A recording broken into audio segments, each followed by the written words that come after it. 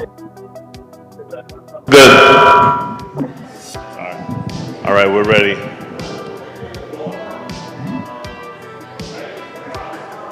Oh, it's Deborah. Yeah.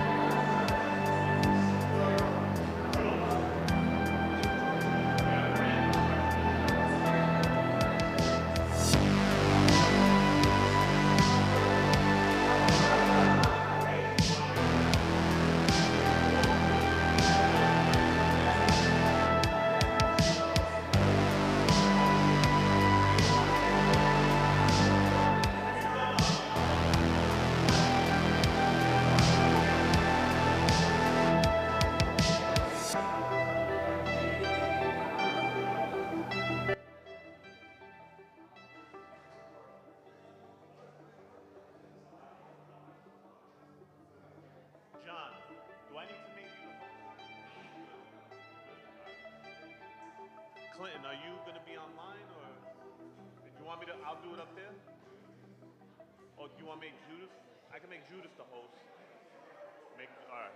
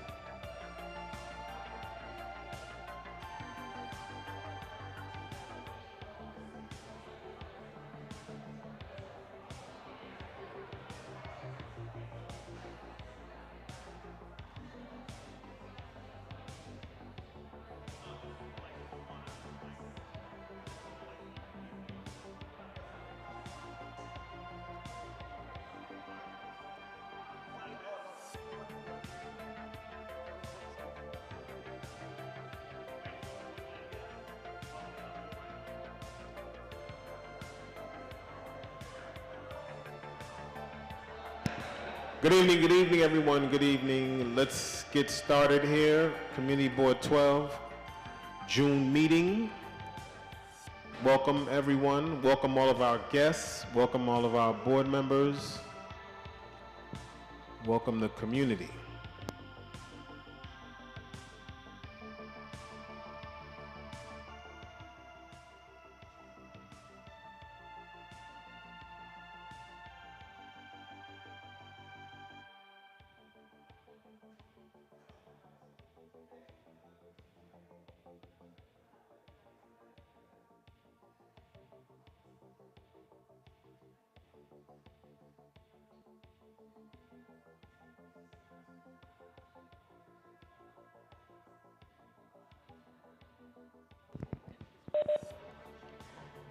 Okay, good evening, everyone. This is the June 25th, meet, June 25th meeting of Community Board 12. I'm the chair, Clinton Mike, and we will get started right now with Community Speaks. The time is 7:13 p.m.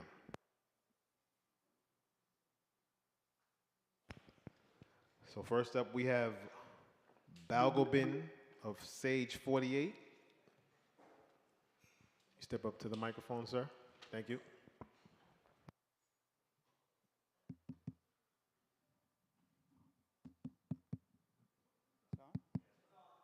Yeah, hello, good evening. My name is Bal Balgobin. I am from Sage 48 at 4848 White Plains Road.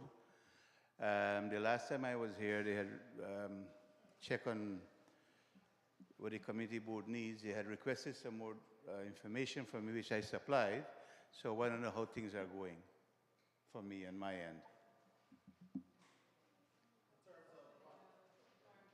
My liquor license.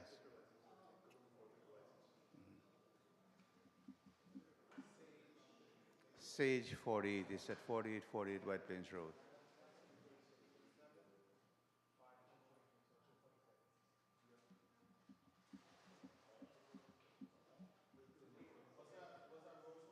Yes.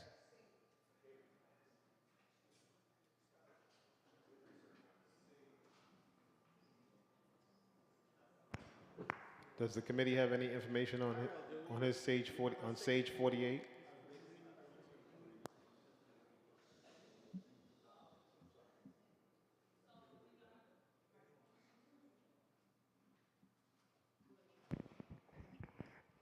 If you guys could give me 2 minutes, because I'm gonna just look at the application for stage 48. Just give me 1 minute, okay? Okay, thank you. Pamela Johnson, Urban Neighborhood. Good evening, everyone. My name is Pamela Johnson. I have the privilege of living and working in this community, and I stand in opposition to the White Plains Road Neighborhood Plan, which is the framework coming from the city of Yes. My family and I, we moved in here about 40 years ago. We moved from the South Bronx to the North Bronx because my mother wanted a better living for her children. She was a single mom of 3, and this area was affordable, and it was the closest thing to suburban life that we could possibly get. We couldn't move into Riverdale, we couldn't move into Pelham because it was too expensive, but this area right here, an area that had homes, was affordable to us. So here's the thing, I went to some of the meetings, and I also went through the walkthrough recently. And one of the questions that came up in the walkthrough, and there's some people that are here that was on that walkthrough on the 233rd Street walkthrough, was have you taken into consideration the density of homeless shelters in this area, foster places in this area? And the woman said, well, that's not our agency. So they have not taken it into consideration. One of the things I had also asked, and this was the question, was I understand that in order to be a part of the city, yes, there was a program, the 421 program. I believe it's now the 485 program. The 421 program created a deficit of taxes in New York City. So now they created the 485 program. It has become a developer's delight. And also, when I asked them about the taxes and if developers are getting a kickback from the taxes, then who is going to come and pay for those taxes? Are the homeowners going to pay for it? I live in a co-op. We still pay property taxes. And then I found out that we disproportionately pay property taxes if you live in a co-op. I said to her, what studies have you done? This was since December 2024. There are no studies done. At this point, they should be listed, they should be done, they should be on the website, and they're not. So what I just wanted to say is that I still believe the parking is a major, major concern. That was one of the things that Eric Denowitz, who came to our walkthrough, talked about. And not just this community board, but there are other community boards just like you who did not vote for it, and other elected officials who did not vote for it. So I don't want our neighborhood character to change, the infrastructure, and I really believe that like 20, 50 people at a meeting should not determine what this whole community should be like. And I stand in opposition to the White Plains Road Neighborhood Plan. Thank you. Thank you, Pam. Next up, we have Julian Hemmings. 3 minutes, sir. Julian Hemmings. Hi, guys. Yeah, I'm excited to be here. Like a little nervous, you know. So my name is Julian Hemmings. I'm returned. I was born and raised here. I've taken advantage of this neighborhood in terms of the education, my family being from here, and I'm really passionate about this community.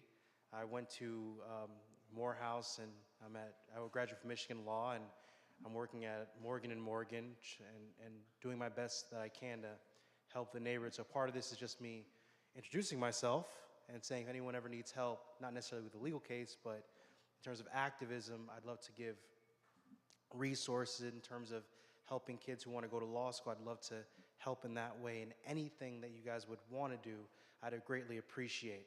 I do have one concern, however. I have been meeting with folks in Boston C Corp, and I just wanted to bring some attention to it. And for, I think, the past 6 months, they haven't had any gas in their apartments. And you know, I've been fighting really hard and trying to make as much noise as possible. However, I think that there are moments when you're seeing this type of stuff that the issue is not necessarily just making, you know, one call or two calls, but raising consciousness around the issue.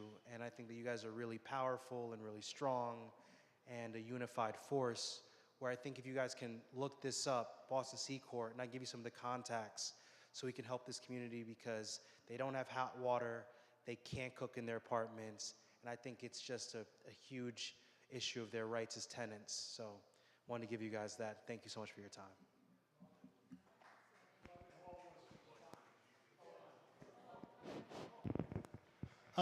Sir, I just want to thank you for bringing that up. Not only that, we probably can use some expertise from Morgan & Morgan. However, the wrongness, because the New York City Housing Authority made a decision to privatize a lot of their developments. Right. And it's been done in an incorrect manner. Yes. And this is a living proof of the incorrect manner. It's going to take the entire community to rectify this situation. And we have an obligation to help the underserved. So I'm going to give you my card, and we'll be in touch. Thank you so much, sir. Thank you so much. Thank you, Mr. Hemmings.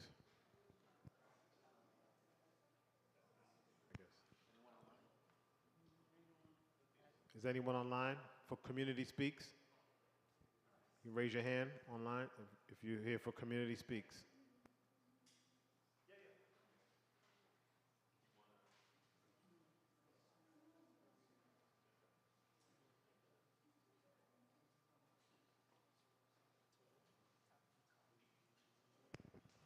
Okay, Ms. Virginia Sanders, I see you have your hand raised online. Go ahead and speak. Welcome. Yes, good morning. I'm Virginia Sanders, president of the Wakefield Taxpayers One Civic thing, Ms. League. Sanders, excuse me, hold on. Can you show us, can you turn your camera on? I'm trying to, I don't know why it's not letting me. Okay, proceed. Okay. I'm Virginia Sanders, president of the Wakefield Taxpayers and Civic League. And I'm just letting you know that the Wakefield Taxpayers will be back in September, and I hope people come out to the community board every third Thursday at 7:30. I'm losing my people, and I really don't want to lose the Wakefield Taxpayers Civic League, so I'm sending out a plea in September at 7:30, the third Thursday. Please come out to the community board. That's where we will be meeting. And don't forget that the Wakefield area needs help. We need to come together and we need to bring our association back up to par. And I'm hoping that someone will help me to do that. Thank you very much. They've done the country proud and they've done themselves proud. You think they got what it takes to go all the way? Absolutely. Hey, David, the American men will play that next round knockout match Wednesday in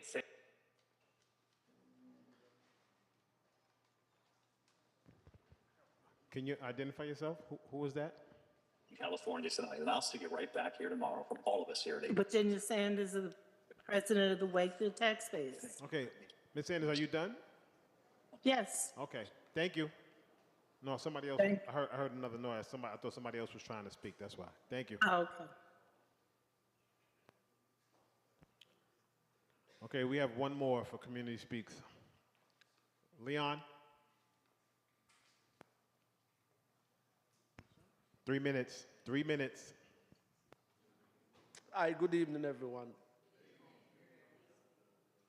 I'm here again to said in the early part of 2001, which is a long time ago, I helped the 4-7 crew to crack an homicide case where should be respectable and considered as important. And, you know, I'm really not, I want to get the attention what I need because my informations are valuable and qualified. I met with some FIO in January, February, March, April, late May, April, and they saying that they was gonna speak to the supervisor. That's all I'm hearing. And the one what I spoke with, he said that he get transferred to Manhattan, and he didn't call me and let me know only until when I go to the prefect last week to ask for him. So they introduced me to a new FIO, and he's also slowing down on the issues what I got. And, you know, I need more time to speak than 3 minutes because I'm stutter and I can't use 3 minutes to speak everything.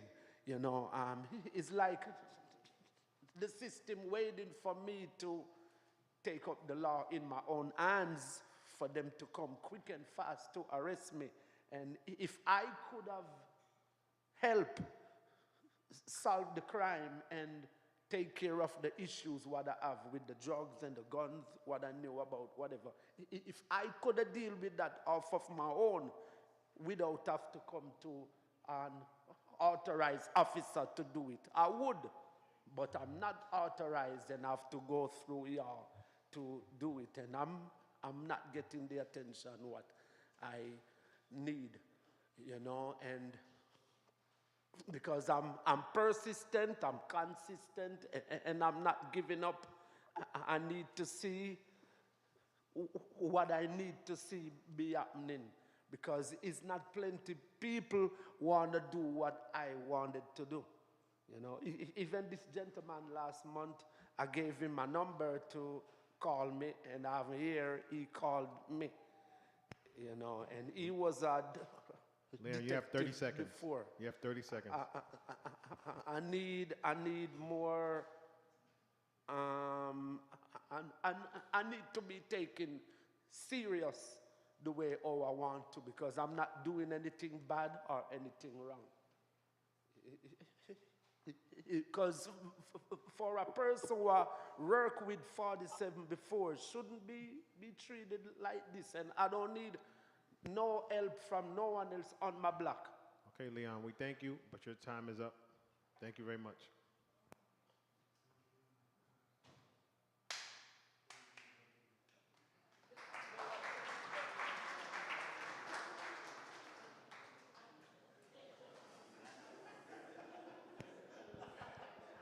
Okay, next up, Committee Board 12, we have elected officials or their representatives. We're going to start with Cynthia. Okay, okay, Borough President, Bianca, it's all you. No, wait, no. Cynthia, let's go.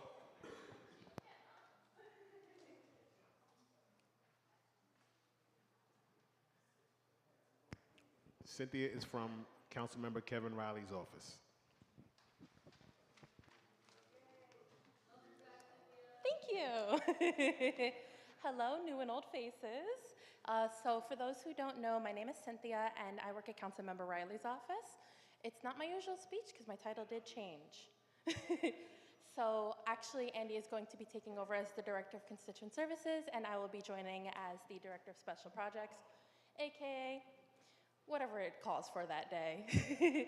Our offices are at 940 East Gun Hill Road and 135 Einstein Loop, room 44. And then our phone number is 718-684-5509. So for those that do recall, I usually do a breakdown into different categories. So wanting to start first and foremost with legislation. So Councilmember Riley did get to pass a resolution within the council calling on the New York State Legislature and the governor to sign a bill to remove the minimum wage requirements for applicants of child care assistance. So this lays the groundwork for broader universal child care. So starting to set that groundwork to make that a reality across the state. And then at the city level, Councilmember Riley introduced Introduction 946, which would change the administrative code to alleviate the burden off of homeowner landlords and homeowners from the trees causing the issues with the sidewalk. So often people are calling our office, oh, the tree raised up the sidewalk. I don't know what to do, and they're left with the burden, they're left with the responsibility, and the available program for them is bogged down. It takes the responsibility off of them, so this is something recently introduced. We'd love to get it passed. Speaking of things passing, we are in the final hours of the budget negotiation, so by the time of fall, we'll have some wins to be able to share with you. So hopefully being able to bring back a lot for the district. I'm sure we will.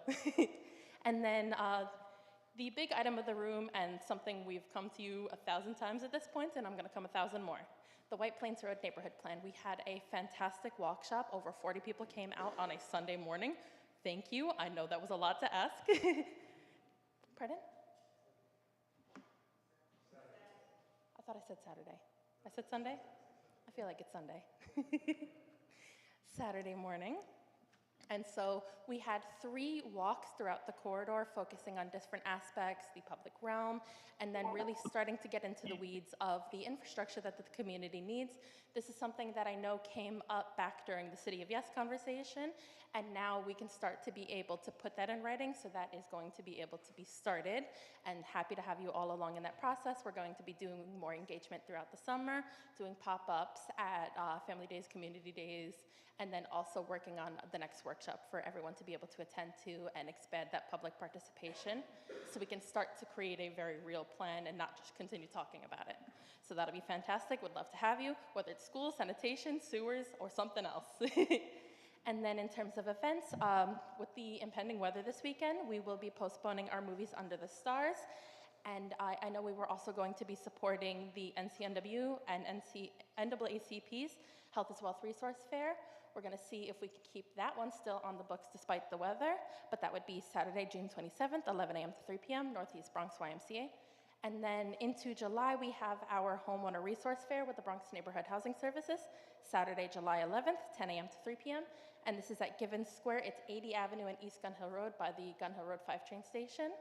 And so it's for current homeowners, people looking to maybe become homeowners, and wanting to figure out how to protect and preserve our wonderful community here in the Bronx. And then also just a reminder about our constituent services. One of the in-office services that we want to highlight and really reinforce is that we do have a veteran service clinic, not once, but twice a month now, 3rd Mondays with the VFW and 4th Thursdays with the Veteran Advocacy Project.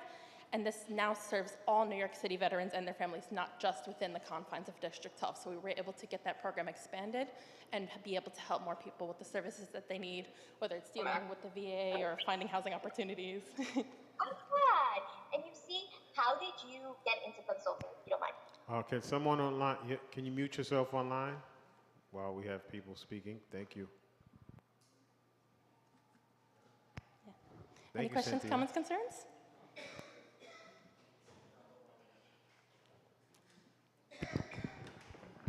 Thanks, Alfredo. Hey, Cynthia. Hey, Annie. All right, so I'm not sure if you heard the latter part of the commentary earlier from the public gallery. So a lot of the board members also share in the same concerns that Ms. Pamela had raised around the City of Yes decision and the White Plains Road plans. So our main concern is how much of our input is actually being implemented into the planning, and when is the definitive date of when they want to start, like meaning that they're not taking any more opinions, any more surveys, that they're going to literally start going for permits and building. That's what we want to know. So we are not at that stage yet. However, I want to point out two things. One, the commentary can be synonymous with, simultaneous with the actual process, going into create, going to learn, the whole thing through. Even as we are getting into the ULERT process, that feedback is ongoing because it helps refine the plan. We are entering the create phase, so that's where we can really be like, okay, what infrastructure do we need? So bringing back the things that were talked about at City of Yes and finding out what can be tangibly resolved. Not everything can be solved in City of Yes. That was a citywide proposal that couldn't necessarily speak to the volume of what the community needs uptown. Whereas with this plan, we can look at a more like finer tuned lens on, hey, okay, sewer over on Barnes Avenue, what's going on with that? Can that be improved? Is it undersized? What does it need? Like, we really want that feedback, and that will be continuous throughout this process. So the goal is to be able to get this into a zoning framework, to be able to hand you something tangible and be like, okay, this is what we learned from the last year and change of meetings. This is what we want to see. This is what we want to be able to have. Refine it. It's not just, oh yeah, here, sit and take it. We want to turn this into something different. We don't want it to be just, oh, hey, city came to you with something, deal with it. No, be part of the process. And so, does that answer the question? All right, to a certain level. All right, so our main concern is also the infrastructure issues, right? This isn't a blanket canvas. So you already have buildings here, you already have companies here, you already have small businesses here. We want to make sure that they get preserved as much as possible and retrofitted if necessary in terms of ADA compliance, as well as just the overall like beautification of White Plains Road. That's one in itself, one thing in itself. But then the next part is we have to have the data, like Ms. Pamela was mentioning earlier, to match our needs. So if we do a canvas of this area and it says, hey, we need a certain amount of housing, we need to know how much of that housing is going to be addressed in White Plains Road, and can it actually hold that amount of housing? Because some of the main concerns that have come to this board has been the oversaturation of our infrastructure, such as our sewers, such as trees, such as lack of parking. All those things fall into the place of, could we actually build this? It's like we have the overarching need of, let's say, like 100, let's say like 10,000 new homes need to be made, but we don't have space for 10,000 new homes. So then we have to define it of where on White Plains Road can you accommodate that? Can you even accommodate that on White Plains Road if it's already overpopulated? So that's what we want. We don't want necessarily a finalized project. We want to see, like you're saying, the steps as you're making it in comparison to the data that we already have to address the needs that we need to fulfill. Okay, definitely getting your point there and wanting to honor it. With the process, when we get to ULERT, that is really where that is going to come into fruition. So that will be where there will be a very specified like environmental impact statement and study where it's like, okay, if we do this versus if we do nothing, how will the infrastructure be able to handle that? So that will be something that the Department of City Planning will work in collaboration with subject experts that like really look at the infrastructure and like, oh, hey, that's what really needs to be done. That's what we can work on in the 5-year plan, the 10-year plan, the 15-year plan, whatever it may be, depending on what item it is. That starts to get looked at with environmental review, we can do the precursor now. There's nothing saying that we can't start to have those conversations now, start to identify that. So I saw some heads nodding when I was talking about the sewer on Barnes Avenue. Something that can be prioritized in conversations with the city. And so again and again, soliciting that feedback, even if it feels repetitive. I'm happy to be repetitive because I want people to really be involved in this plan, and this plan really does hinge on the volume of community input. Like, this plan is what we make it as a collective.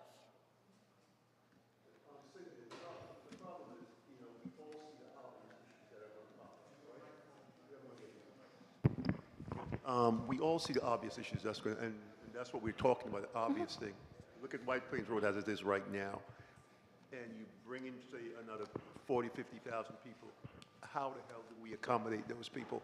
We don't have the space to do it. We don't have the green space to do it. We don't have the schools to do it. The infrastructure is still not properly repaired in order to support that type of volume of people. So we're saying to ourselves, looking at the obvious things, how do we accommodate, with our eyes, what we're seeing? Yeah.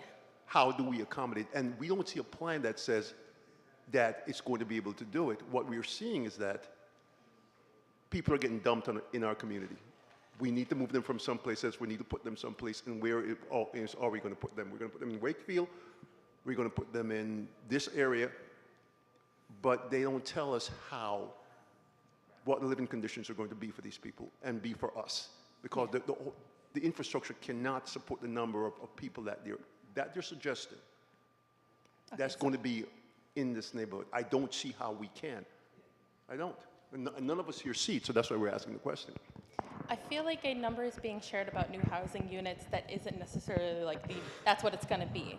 This can be something that is modest and responsibly done, where it's like, okay, how do we grow carefully and with that, like, the guardrails that are needed and improve the infrastructure, find out, okay, case in point, schools. How do we make sure that there are more seats available if we're going to have more students? And so it will be in that process that these things get addressed. Again, we're starting to reach the precipice of that, and I know it's been a long process, and I know especially as the community board, you're hearing it over and over and over, but there are often new people in the room every time that may have not ever heard this before, so I want to make sure that we're going to continue to both provide that early education and honor that, like, hey, this process does need to get on the road.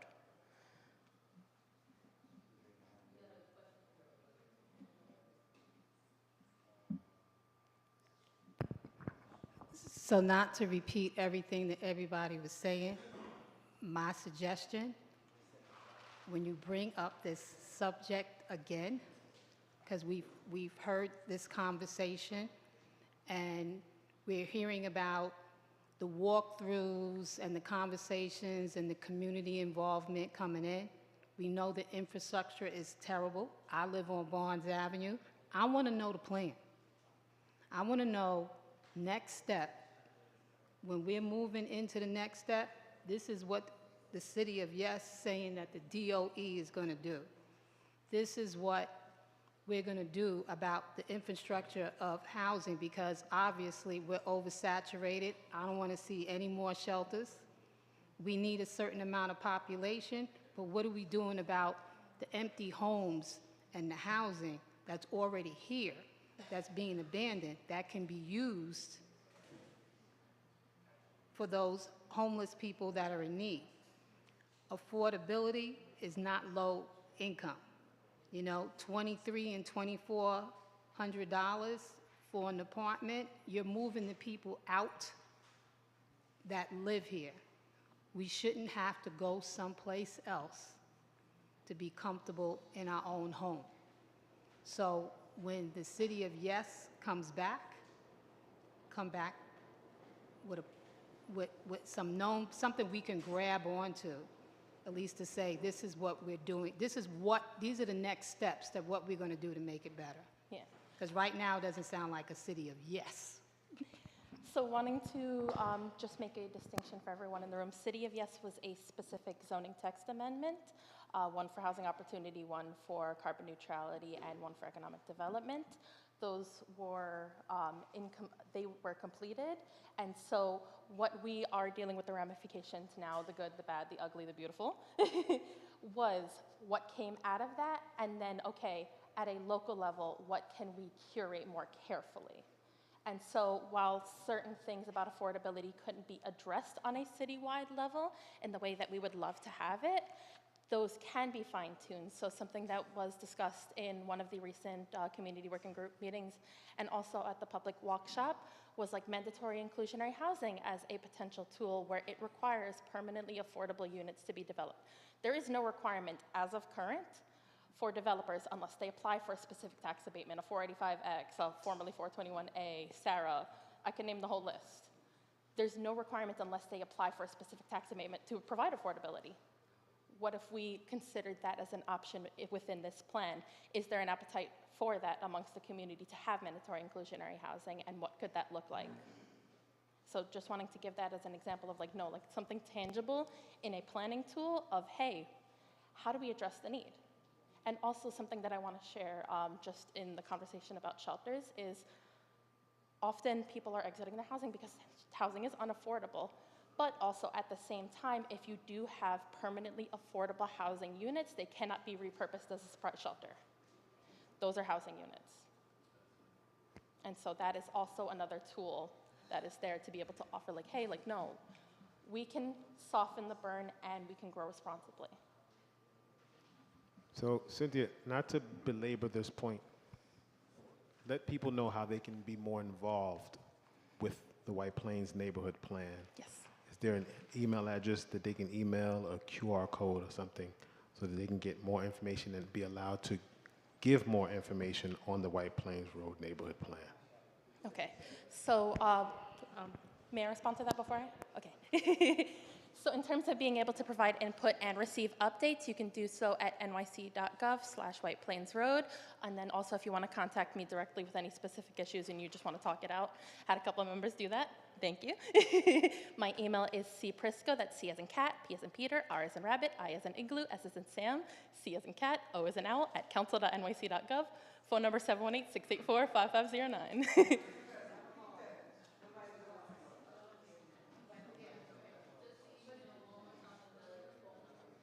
718-684-5509. cprisco@council.nyc.gov, C as in cat, P as in Peter, R as in rabbit, I as in igloo, S as in Sam, C as in cat, O as in owl, at council.nyc.gov. This is not too much of a question, but I do want to thank Cynthia for coming. I have been in correspondence with Cynthia about how Community Board 12 felt. I'm not saying you're here because of that, but because you are always at every event and you're always letting us know about White Plains Road.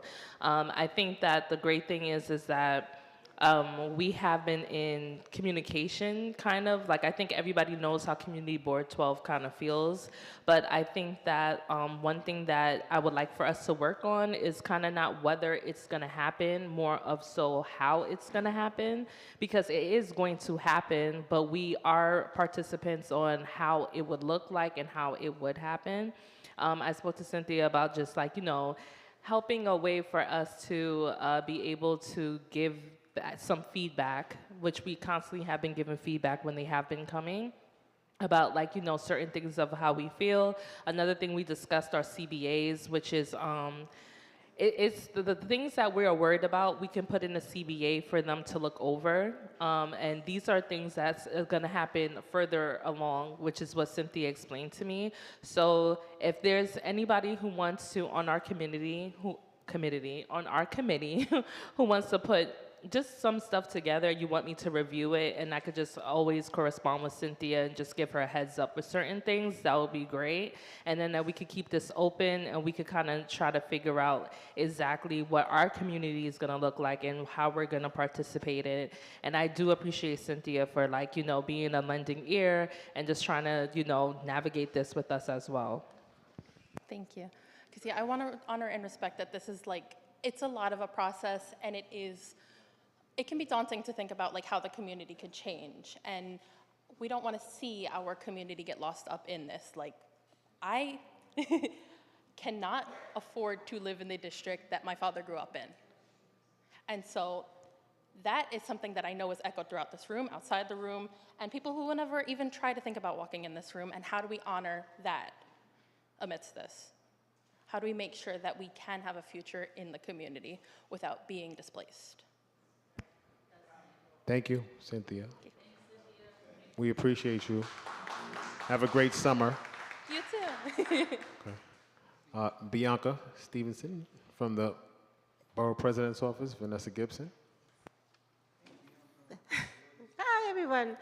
Good afternoon. Happy last community board of the season. You guys made it to this point.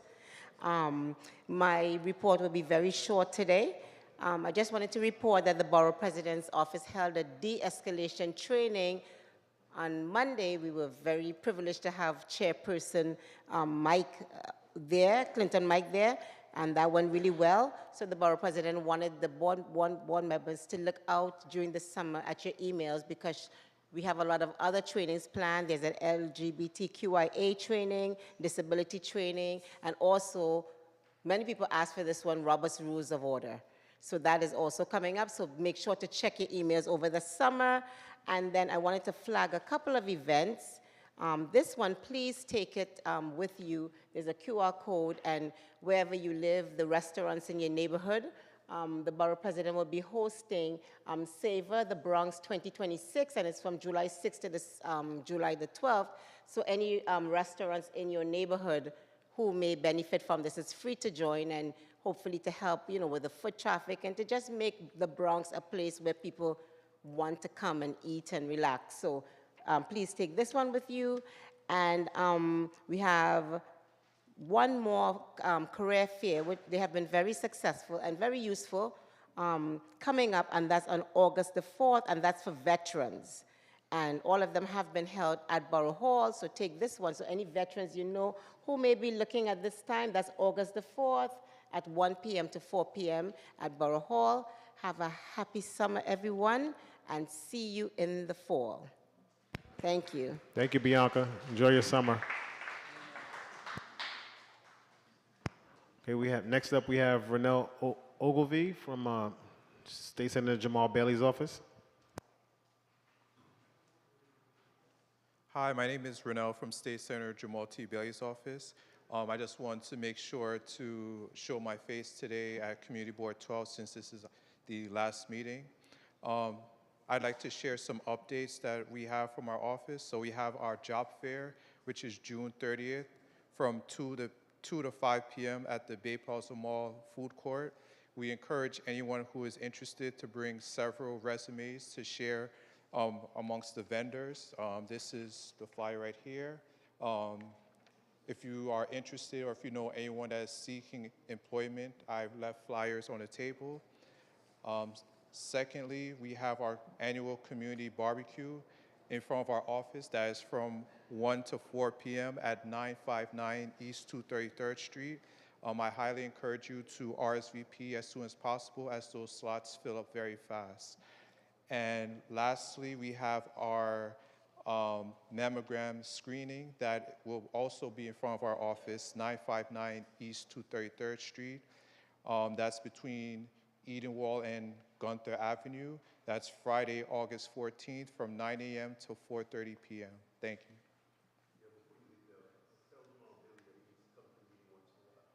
Okay, I'll 3 make years sure I've to never seen.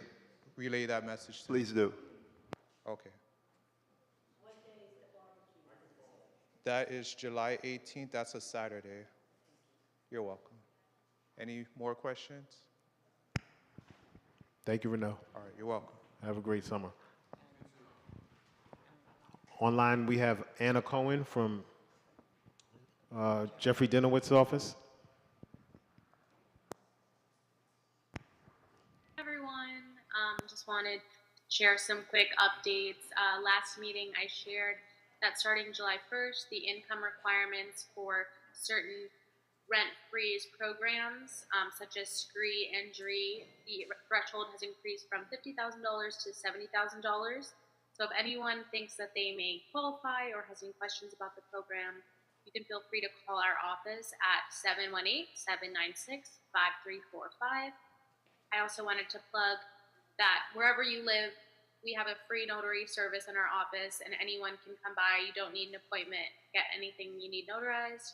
and just wanted to make sure that that I wish everyone happy, healthy summer and enjoy. Thank you. Have a great summer. Do we have anyone else online from a elected official's office that may need to speak?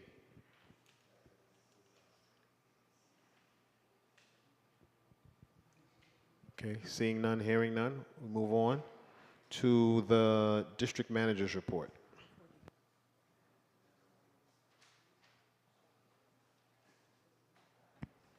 Hold on, George. One thing, board members online, you have to have your cameras on for the entire duration of the meeting. Thank you. Good evening, board members, and happy last Thursday in June. You've made it. You get a 2-month break to relax, refresh, and chill. I hope you all have a relaxing and enjoyable summer break. Some housekeeping notes. I will be taking a vacation the last 3 weeks of July. I may have mentioned previously that DCAS, who is our landlord, has talked about installing an elevator in our building. The mechanical engineers were in the building today taking measurements.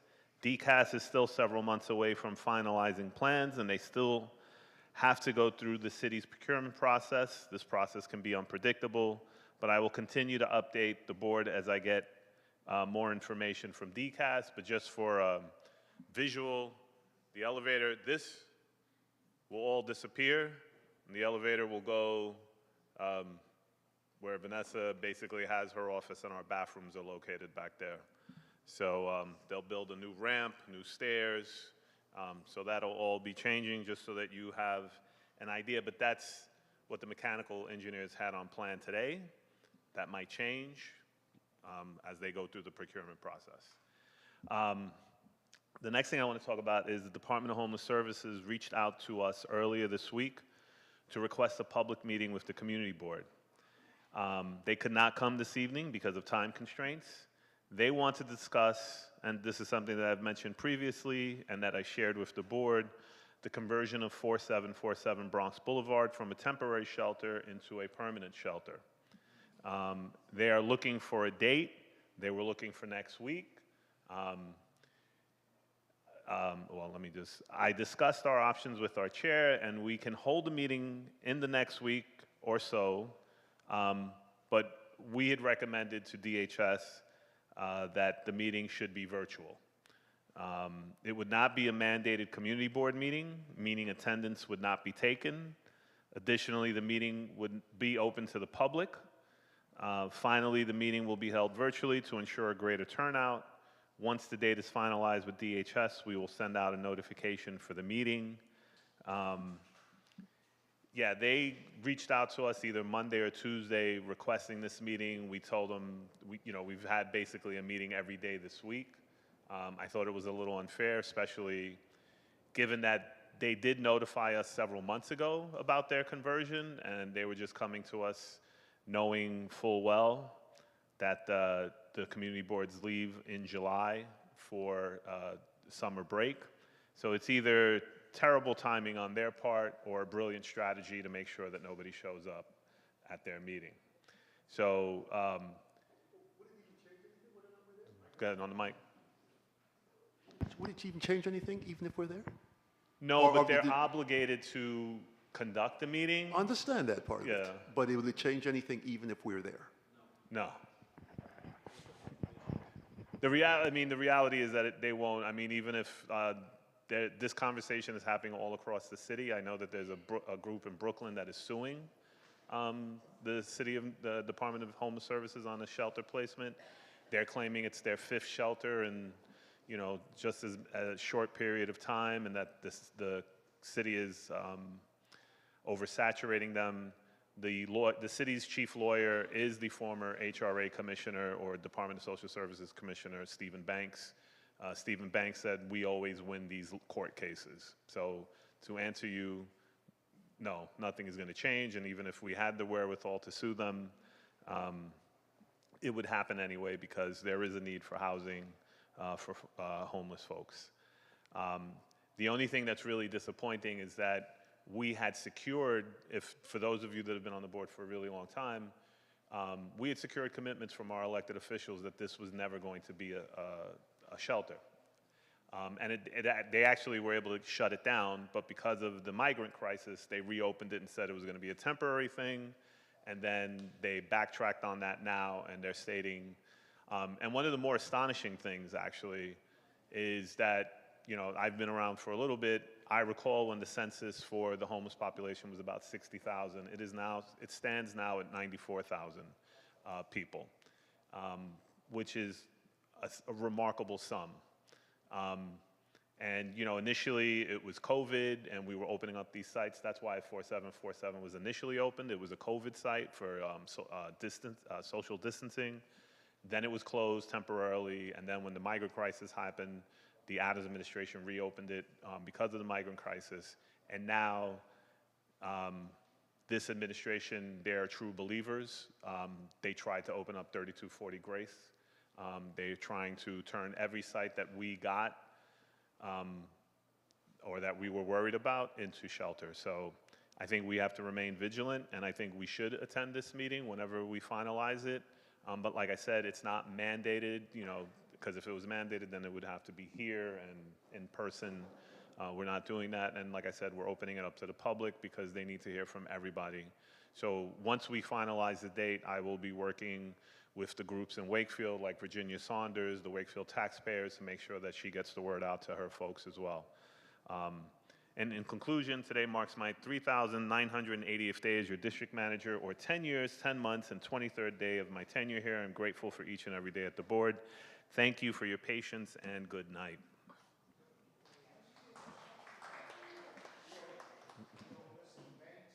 Banks be there? I'm sorry? Oh, no, no. I don't know if the DHS commissioner will be there, but their team will be there. I don't know. Steve Banks is now the corporate lawyer was it chief counsel for the city of New York. So the person that's the head person of DCAS or whoever, will they be at the meeting? I don't know. I can ask. I can make the request that they be there.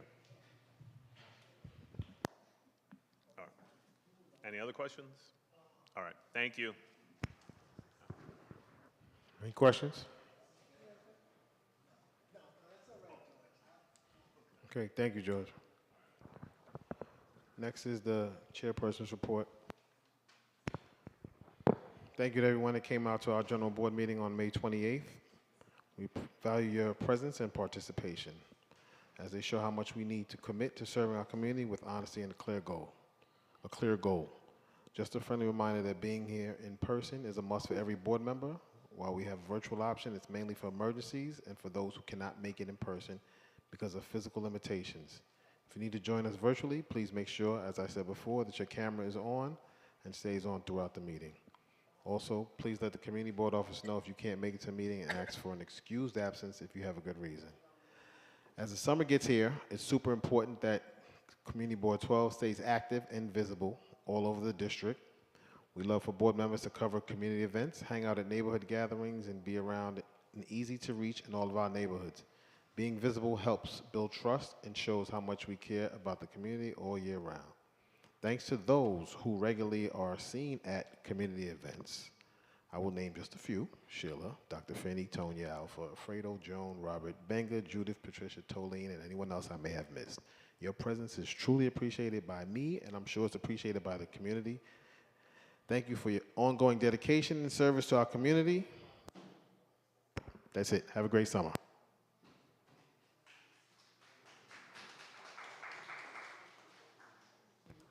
Committee reports. Who's going first?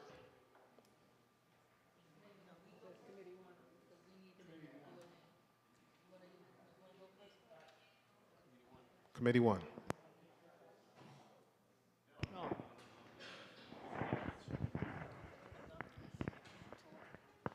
Well, I don't remember what we did. It was a short meeting. Actually, I don't remember what we addressed. I'm sorry, it's not my age either. Because it was not well attended, and we had a presentation on the Eastchester Bridge, which was very important. And it's going to take 6 years to do, by the way. And the Eastchester Bridge is the Boston Road Bridge over two names. Some people call it the Eastchester Creek, and other people call it the Hutchinson River. And they're going to provide one lane in each direction, 11 feet wide. I asked them to look into providing a 12-foot wide lane. And this is all coming because we didn't have a quorum, all right, for the meeting. This is just generally what we discussed. And, yeah, no, we don't need to vote on it. The reason it was delayed so long is because it went from federal funds to city funds. And that's why it's going to take so much extra time to do the job. It's a job well needed. We asked for them to pave the street under the overpass before they do the work, because a lot of cars will detour through there to get away from the bridge. And right now, it looks like the Ho Chi Minh Trail, and I can tell you it does because I've been on it. And we couldn't get a commitment out of the consultant or the actual person heading up the job. And the person heading up the job is a very reliable person because I worked with her for 40 years. So I know, her type of work she does. She does not give you, well, I don't want to say BS, but I'm going to say it anyhow. She tells you like it is. If something's going to happen and it's going to cause you problems, she will tell you. She doesn't hide behind anything. And they're going to have their office in Ash Loop in Co-op City, and they're going to have a young lady on board who will be contacting the board on a regular basis on what's going on the bridge. And basically, we gave our approval, because it was an informational thing. It wasn't something we had to vote on, but the board needed to know how they were going to proceed with the job. And there was nothing else that came up. It came up with street naming came up, but we didn't handle any of the street names because we don't have a policy on street naming yet. We believe the policy is that you have to be deceased for a year before a street could be named after you. But we're checking into what the guidelines from the city is on that. And we have nothing came back on that. And John, there was no other stuff for you. There was none for housing. We renamed it, and don't ask me what we named it. We got Community planning. There was, I heard about 35 different names there. And Community 1 is now community planning. All right?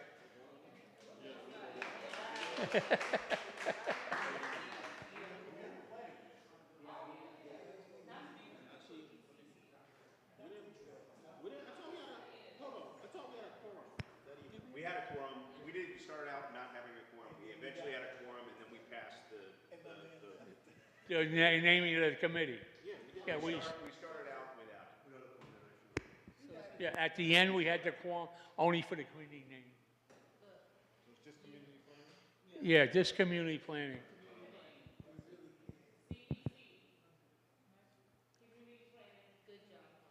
Yeah, I mean, it's very simple because all the stuff involved in that committee originally has to do with city planning. Thank you. Thank you, Carl. Ariel, you have something you would add? Yes, so in regards to the liquor license that Committee 1,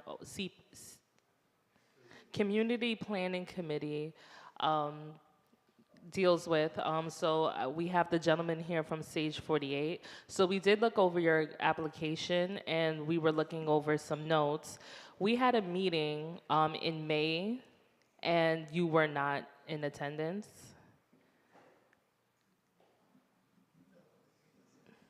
So the issue with that is that, how the process is that you go to the subcommittee, which is Community Planning Committee, and we are the ones that looks over your liquor license, and then we also look at the background of it. We vote, and then we bring it to a full board committee as we are here today. But because you miss May, and I'm sorry? I wasn't informed about I have to be here. In May?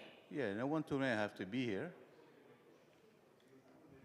Usually for the other applicants, so you came before May, you also came to March, April. You came to April. I remember you in April, Yeah. and you came in person. Right. So the thing about it is that if you had another meeting, you were supposed to show in person or virtual at that time, and we were not able to meet with you. So right now, I'm going to double check with the committee, because the fact that you were not able to make the subcommittee meeting, we're not able to vote on your application. I wasn't invited to the meeting. So unfortunately, we're not going to be able to vote on that today. So what we'll do is that if you can stay to the end to speak to somebody, that'll be great. If you cannot, I can follow up with you. But unfortunately, we're not going to be able to vote on this today because we were not able to go over it at our subcommittee. But if I wasn't invited? So we're going to talk about it after, okay? Okay. All right, thanks.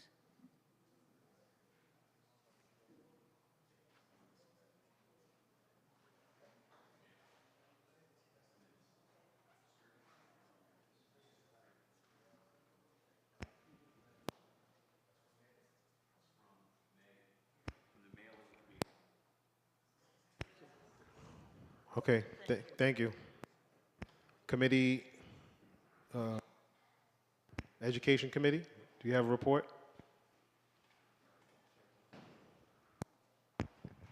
Yes, part of the Health and Education Committee. We had our meeting, a subcommittee meeting on last week, Thursday. And one of the topics that we discussed was men's mental health awareness. We talked about how it is difficult for some men to open up and that they feel that it's weak to speak, and we gave the forum of that they can express themselves. We also provided resources, numbers and emails and websites that people can contact if they feel that they see the person is having any signs and symptoms of any type of depression, or if they feel like there's some type of suicidal or ideation that they might have.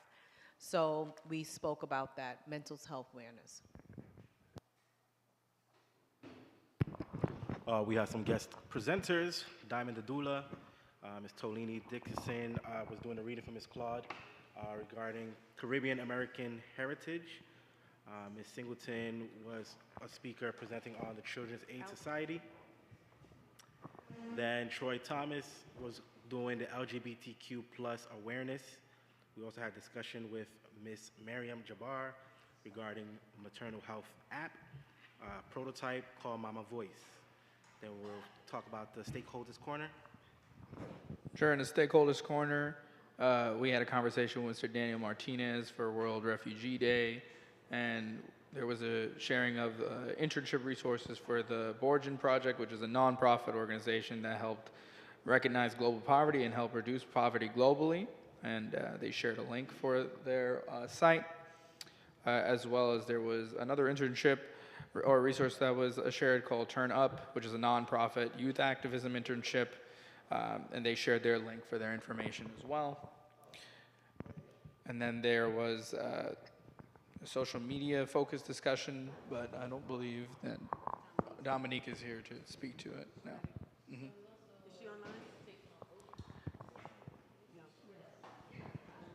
I didn't even see it in the minutes, that's why. It's okay. Thank you. So as we all know, the majority of the people in this room aren't just community board members, they're also representatives of many of the wonderful organizations that serve this community. And I happen to be such a member on the NAACP Williamsbridge branch. So on behalf of the branch, I gave a very quick workshop on how to vote, how to find your polling site, how to recognize what congressional district you're in, what voting block that you're in, so that people can be able to find this information for themselves. Right. And I believe that was the end, except that now we're heading into a debriefing about, yes, go ahead. So at this point, I just wanted to say thank you, Public Health and Education Committee, for all of your dedication and extremely hard work in demonstrating what being a stakeholder sincerely looks like. And our end of the year celebration was awesome. I appreciate everyone that brought in food and snacks, and we had an awesome time. Have a blessed summer. Oh. Okay, I have one question for Antonia, because I deal with a lot of people that are the sick and the shut-in, and in nursing homes, it doesn't seem like some of the nursing homes are really going around to how do they vote. At one nursing home, they used to come around with absentee ballots, but I didn't see that going around this voting session. No, that's an excellent question. So the absentee department at the Board of Elections, they're responsible for reaching out to the nursing homes that are in our community and establishing will be, I believe the verbiage is, a self-contained site, meaning that only the people that live within that complex are going to be voting. And literally people from the absentee department, from the Board of Elections, will go over to that complex with the ballots. Now, a person that is sick or shut in also has the right for a mail-in ballot. If you are not sick or shut in and you just don't want to go to 9 days of early voting or on election day, you can also request a mail-in ballot. Like, let's say you're getting ready to go travel, okay, you can request a mail-in ballot, because most people think that they have to qualify in some type of shape or form to get a mail-in ballot, and that's not true. You just simply have to request one before the deadline, and of course submit it before the deadline so that your vote is counted. Okay, because there was a lot of, I don't know if you would call it scamming or whatever, but a lot of stuff trolling on the internet about Trump eliminating mail-in. So that's why I was asking. And that's the exact reason why the NAACP was doing all these voter empowerment workshops, whether it was online or at the local schools or community centers, because of all the misinformation that is being saturated on the internet, the actual news. Like even real news stations are carrying information saying that a polling site is over here for this area when it's actually not correct. Mm-hmm. So the best way and the safest way for anyone that is exercising their right to vote is to go to vote.nyc. That is the website for the Board of Elections for the City of New York. If you are registered to vote any other place, let's say you are registered to vote in Westchester, please go to the Westchester Board of Elections website or contact them via phone so they can tell you directly where your polling site is so you don't leave anything up to chance. Because even people in our neighborhood do this. They say, oh, I usually go to the school, and they don't look it up. And then they get to the school and they realize, well, I don't vote there anymore. There's a plethora of reasons of why you don't vote here anymore. And for the Bronx, the main reasons are ADA accessibility. So let's say, God forbid, something happened at your site, like black mold was found there. It is illegal for any space to be utilized that has black mold in it, especially that serves seniors and or children. So your site will have to be moved. The only way that you'll get that notification is that you get it in the mail from the Board of Elections, right? But you also need to check it online, because let's say that happened 3 weeks before the election. You already got something in the mail telling you to go vote at the school, but the school has mold in it. So the best way for you to check to make sure that nothing happened to your site is to look it up online, because that will be updated quicker, and call the board just to verify. Don't take anything up to chance, and please do not use anyone else's FastPass. Your FastPass is unique to you. I know they look identical, but they are not. They are unique to you as a voter, so don't take your neighbor's FastPass saying, oh, we're in the same building. No, that would be committing some type of fraud because you're pulling up someone else's information. No, my concern was basically the information you gave about the nursing homes, because they're incapacitated and they haven't been able, like if you're able to vote here, for instance, and now you're in a nursing home, how are they getting the mail-ins and the information? You know? So it's a similar situation like when a person's in a DV situation or if they're homeless or displaced. Now the shelter where that person is staying, they can now qualify and use that address as their mailing address. But the only way to update that information is for them to contact their local board of elections so that they can do so. When it comes to people that are in temporary rehabs, I wouldn't change your address because you're in a temporary rehab, because that wouldn't make any sense. The best thing for you to do would get a mail-in ballot. Now, there are people that can act as a proxy for you and get a ballot for you, but they have to do it from your consent. And that has to also be something established down at the Board of Elections with the absentee department. So the main thing we need from everyone in the community is that situations like this, where we're hearing, oh, our loved ones are staying at this other place, we should do our due diligence of making sure if we could go pick up a ballot for them. You're entitled to do that as well, but you also have to have their permission to do that, as well as be clear with the BOE. What else? What else? What else? Oh, NID. New York State is a non-IDing state. I know everyone has saw and heard everything being said on the news. That's not the case when it comes to us. That's the shortest way I could say that. We are a signature state, meaning that when you go vote, they are literally comparing the signature you make that day to the signature that they have on file. And if that signature does not match, they will challenge that signature to ensure that no one is voting in your name. Now, the thing is, the only time a person is asked for ID is when they are voting for the first time. That's a way to verify that it is you, or you left something out on your application. So you filled out everything else because they have your name, your date of birth, everything else. Maybe you left your social out. They'll ask you for ID one time, and after that, you will never have to showcase ID again to go and vote. So if you are at any polling site and they ask you for any form of ID, this is again something that you need to report to the Board of Elections immediately. All right? Question? Of course you can. He has a question. Does he have a question? Do you have a question or a comment? No? He has a question. He doesn't have a comment. He's not making a solicitation. He has a question, and he can definitely ask a question. Go ahead, sir. Just really quickly, I'm gonna be a little annoying here. Mr. Balgobin here. Wait. Excuse me, sir. Thank you. Can you have a seat, please? No questions.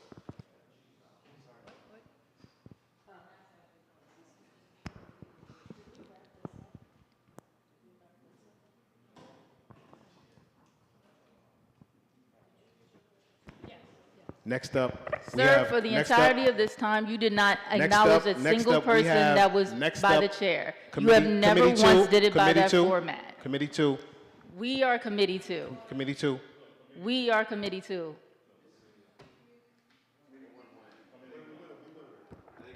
Deborah and Alfredo, please. Thank you. We're going to talk about your name change.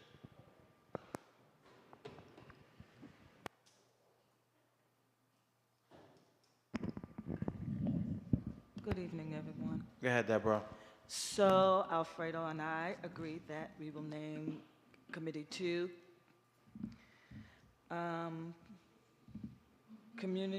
what is it called? I'm sorry. Community Quality of Life, Safety and Park Committee.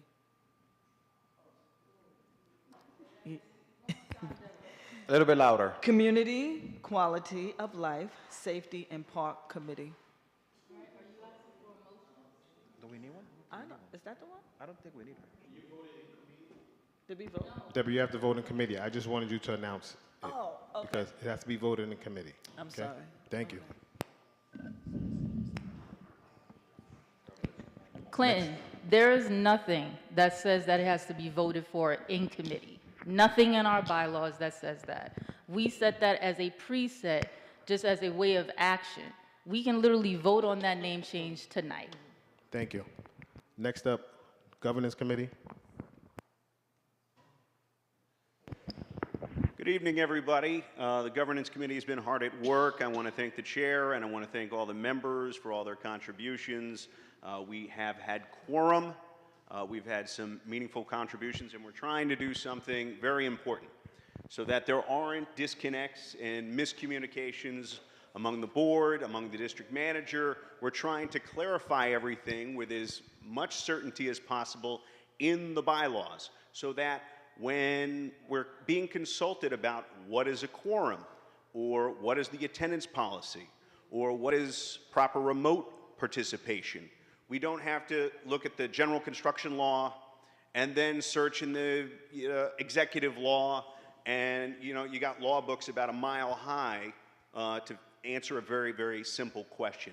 We're going to consolidate everything into the bylaws in a way that is understandable, and I just want to thank everybody who's been involved so far, giving great feedback. If you go to the YouTube page for the community board, and you can see the meetings, Denise and I literally read every change line by line and invited comments on every change line by line, and we did our best to incorporate all of the feedback and all of the thoughts and all of the concerns. Well, if we do this, how does it affect that? If we do that, how does it affect this?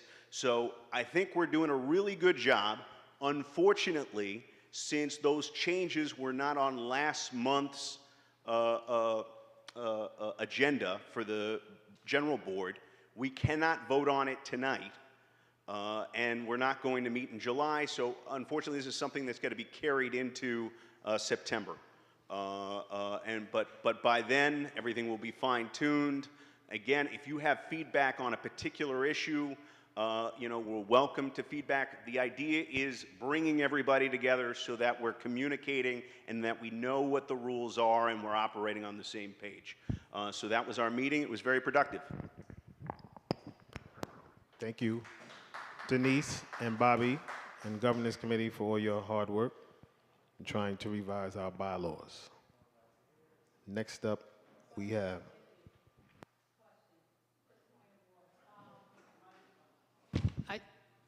Were the original bylaws emailed out to the board members? So the original bylaws are posted on the website, and you can download them and you can review them. What we did in the governance committee is we redlined the bylaws, so including strike-throughs for all the language that we want to remove, and then in red, all of the new language that we want to change. And if you go to the YouTube page and you watch the meeting, you can literally hear Denise and or I read into the record every change. And if you have concerns with anything or you want to understand it better, reach out to any one of us. And again, we're trying to build consensus. We're trying to get on the same page. That's the purpose of the changes. Thank you. Anyone else?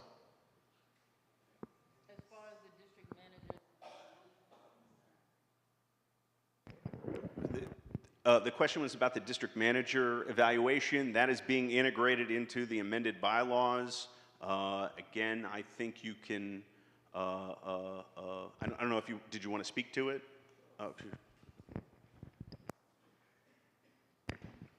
So we voted a couple of months back, and I want to say again, apologies to you, sir, because you got caught in some crossfire. There's nothing wrong with anyone here asking a question about anything that is happening on the floor here. So I wanted to make that clear first.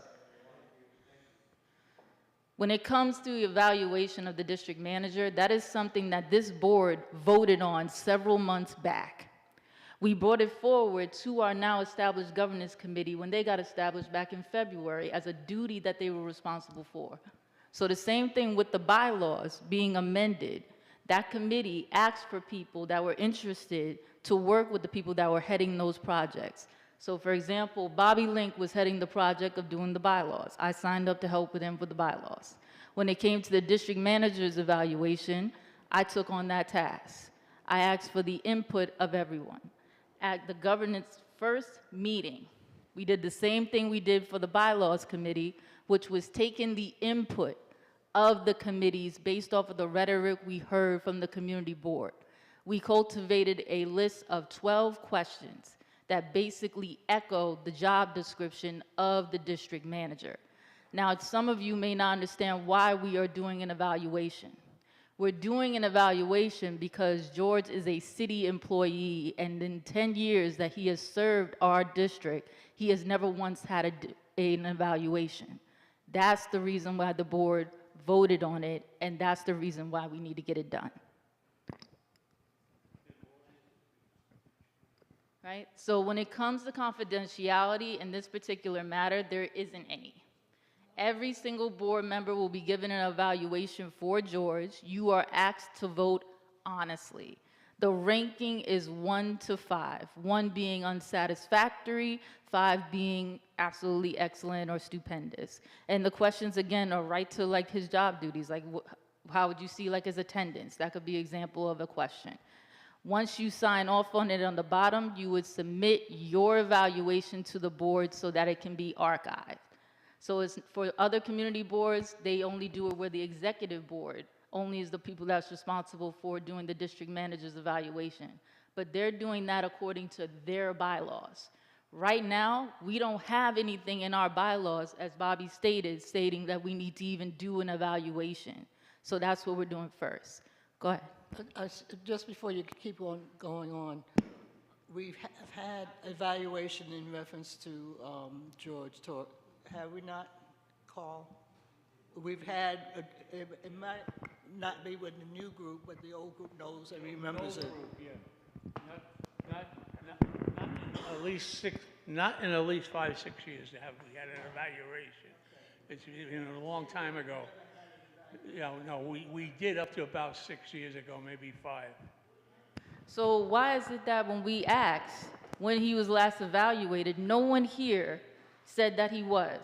Also, why when we asked if he needed to be evaluated, nobody produced the fact that he's been up to disciplinary actions from the Borough President's office, not once but twice? Why was that never mentioned? It is not confidential.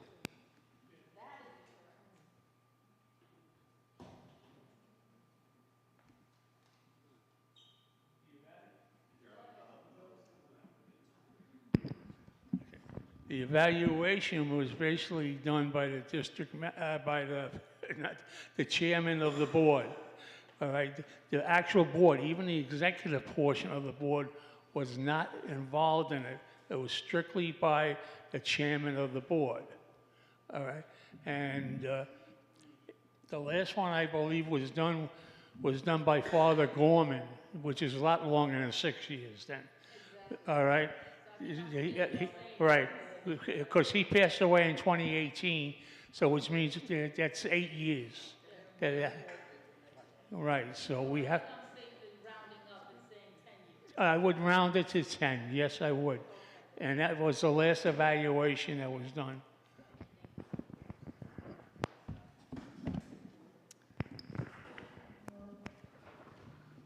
Next up, Carl, do you have a report for the nominating committee? Yes, I do. Thank you. Our website is very cumbersome. When you go to Bronx Community Board 12, so you're asking for the members and people to actually look and see what the previous bylaws are. You can't find them. I don't know if that was directed to me. Well, for whoever. No, Bobby, can I take this one? All right. It's difficult when you're looking at it on your phone, right? Our website doesn't translate easy via mobile, right? I know, that's another problem. So you have to go literally to the tabs and select it to view it in a certain view. Javid, can you show her really quickly? So 2 months ago, I also provided the board members with a QR code that took you directly to that link for this very reason, because it's difficult for us to navigate the webpage as is. But to your point, this is a part of the other things that we requested as a board that gets fixed, because right now our board's website looks archaic, right? When we are doing real work in real time, that needs to be reflected in our website.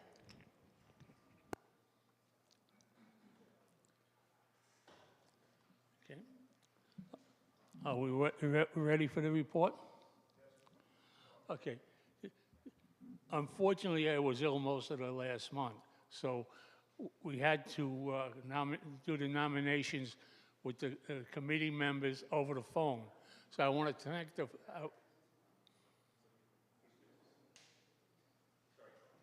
Oh, say that again, I'm sorry. I'm not going to speak when other people are speaking. All right, Carl. Sorry. Apologies. So I appreciate every member of my committee because I call them individually on the phone and made recommendations, and they agreed with my recommendations. So I'm going to give you, this is how it's going to work. I'm going to give you what the committee came up with as nominations, and then we're going to vote on approval of the committee report before we vote on any person. And after we get the committee report approved, then I will, you'll get the names prior to that. Then we'll do the election. But until that, yes. Well, see, you're interrupting. That would have happened after we approved the committee. All right? All right? So let me finish the job. Okay, the nominating committee came up with basically the existing executive committee. It would be President Clinton Mike, First VP Tonya Davis, Second VP John Isaacs, Treasurer Tolene Dickerson, Recording Secretary Judith Benitez. Now here's where we came into a problem. We were unable to reach the current corresponding secretary because the phone number we had for her was non-existent. So there was no way we could reach her and either nominate her or what, because we had to ask for the approval of the person we were nominating if they were willing to serve. So we got a wind that Dr. Dominique wanted to run for corresponding secretary, but I was unable to contact her, and she's not here tonight, she's away, so she's ineligible to run for the position. Now, what I would ask, after this happens, the only thing that's left open to us is take nominations from the floor when we take the vote on each individual. And each individual will be voted on individually. And when we get the corresponding secretary, we will take requests from the floor, and the person who's nominated will have to accept before they can, sit on the board. And if we get final approval of all the people that applied for the job, then the secretary, the present secretary, will cast one vote for the slate, and they will be the new executive board in September. That's how. So I gave you who the recommendations were. So I'm going to ask you, please give me a vote to approve the report of the nominating committee. Anybody? I so move. All in favor? Okay. Now, we're going to go one position by one position. Clinton Mike, I should say, was nominated. Excuse me?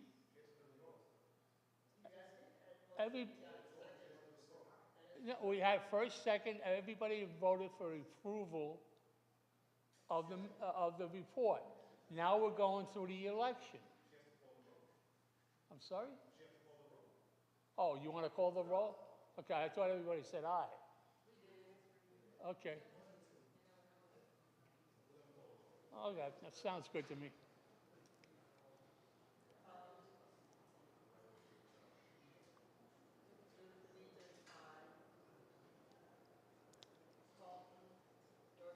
Basari.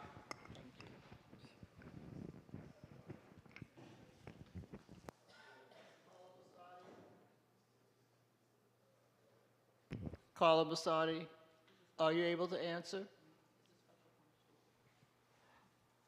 Patricia Boswell, excused.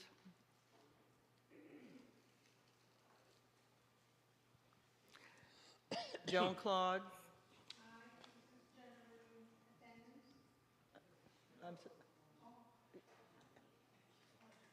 You good?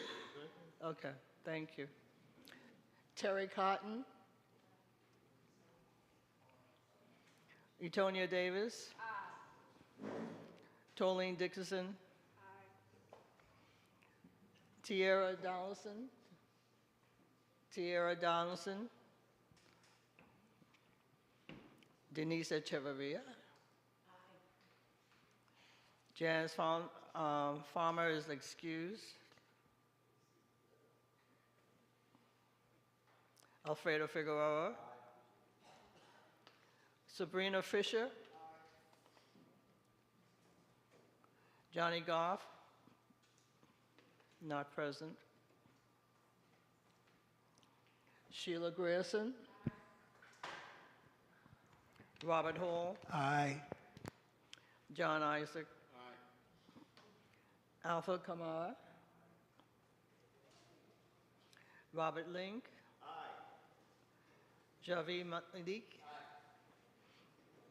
Is Mark here? I haven't seen him in a while. Not present. Lucille Martin. Aye. Thank you. Kimoni Martin. Is she here? No. Okay. May Masa, I see you, but I haven't. Aye. Thank you. Antoinette Mitchell, not present. Philomena Moss is excused. I'm sorry. He's still I got the excused. wrong one. I got you, okay. Elise Murray. Thank you. Darryl Nani. Darryl. Hi, Darryl, I see you. Answer me. Yeah, I said aye. I'm sorry. Thank Can you. hear me? Carmen Ortiz. Carmen, can you unmute yourself? Wayne Palmer. Reginald Paris. Ariel Peters. Dominic Fingen is excused. Anthony Reed. Nicholas Bosa. Dr. Sherry Samuels. Karen Skinner. Carl Stricker. Aye. Benga Severe. Deborah Torado. ¿Cómo es que se llama ella? Who? Did you hear my present, Carmen? Are you saying aye to the? Yeah, yes. Thank you. Troy Thomas. Something happened to the thing here, I don't know. And Clinton Mike. Aye. The ayes have it. Thank you. Thank you, Carl. Okay, thank you. But before I read off the nominee, I would ask all the members of the committee to stand and be recognized. And I want everybody to thank them for the work they put in on this. Thank you. Thank you, nominating committee. Thank you very much. Okay. For chairman of the board, the nominating committee recommended Clinton Mike. Is there any other recommendations from the floor? No, I'm going one by one. Is there any recommendations on the floor for chair, going twice? I have one. My nomination is for Tolleen Dickerson for chair of CB12. Tolleen, do you want to be chair?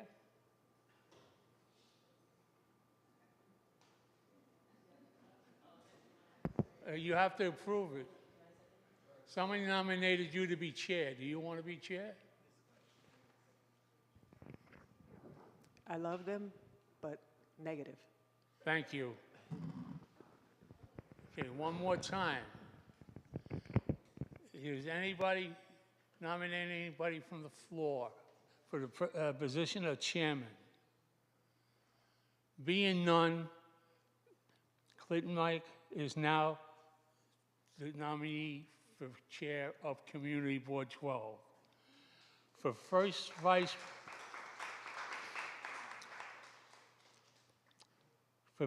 vice chair, Estonia.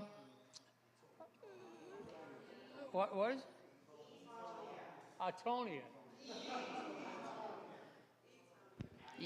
Etonia, I'm sorry. I was thinking of the country. Yes, they're both beautiful places, Etonia and Estonia. They're both beautiful places. Yeah, Etonia Davis. Anybody want to run for first vice chair? Any nominations from the floor? Going once. Any nominations from the floor for first vice chair? Going twice. Any nominations for first vice chair? Hearing none. Estonia Davis is now the nominee for first vice chair. Okay, for second vice chair, the nominee is Mr. John Isaac, who's been in that position for quite a while and doing a good job. I don't mean to be campaigning for him, but is there any nominations from the floor for second vice chair? Hearing none, is there any nominations for second vice chair? All right, going the third time, is there any nominations for second vice chair? Yes, Clinton? Oh, I'm sorry. Being none, John Isaac is now the nominee for second vice chair. Okay, for treasurer, the nominated person is Tolleen Dickerson. Does anybody want the job of being a treasurer?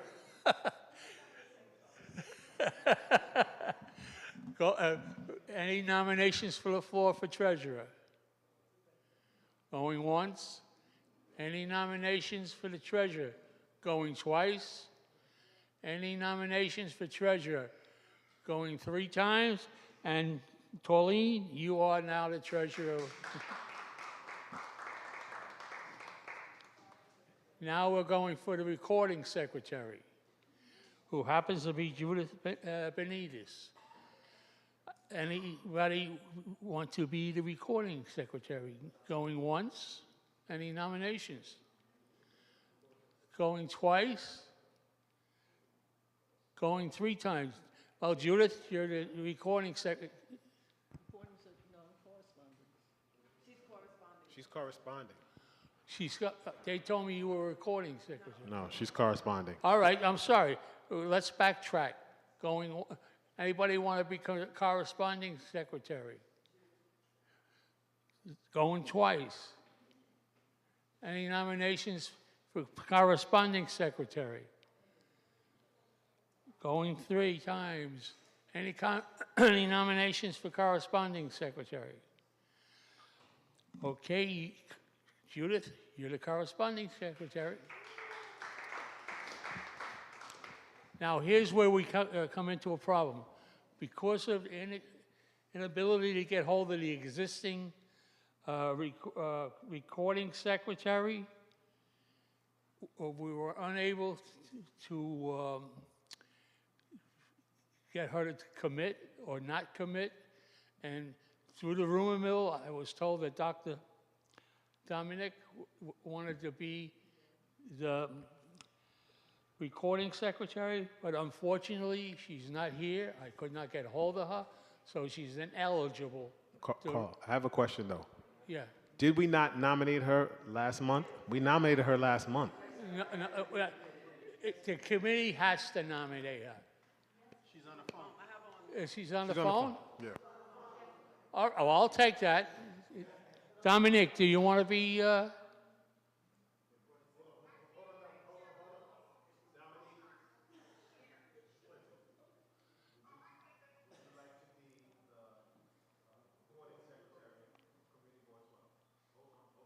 answer yet.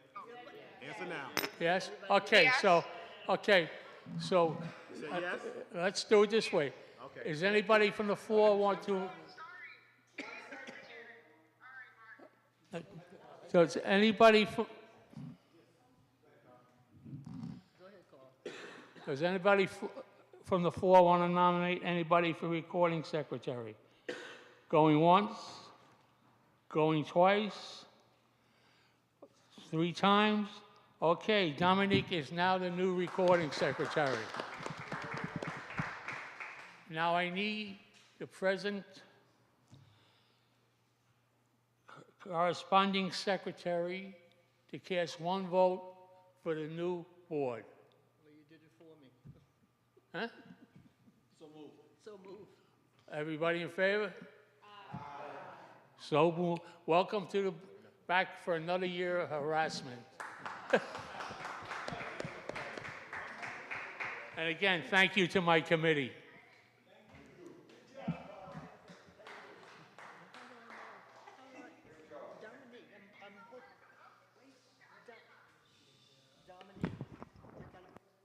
Thank you very much, Carl, and the committee for your hard work and diligence.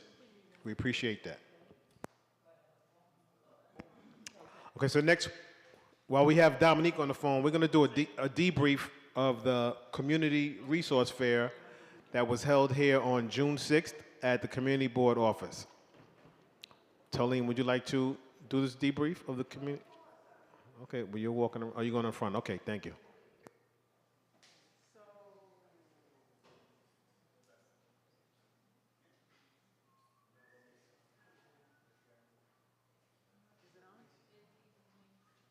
Is it on? Is it on? No?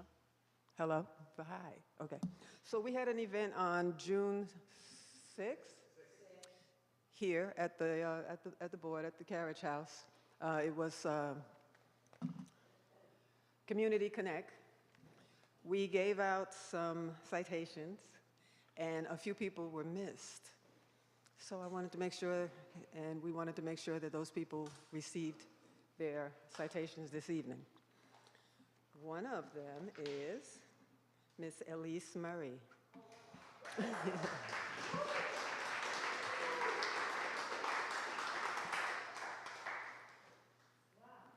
Yes. I like wow. You did an amazing job. Thank you so very much. Wow, thank you. Thank you so much. Thank you. And this is from Councilman Kevin Riley. The next one is from Miss Lucille Martin, but Lucy's not here right now. Okay. So No, but thank you. Lucy, you have anything you want to say? Yes, thank you. Hey, I think that Dr. Finn and the committee did a wonderful job to partner to bring together a wonderful event. And I appreciate each of you and working with you, and I'm glad it was a success. Awesome. That's a great shirt you got on, too.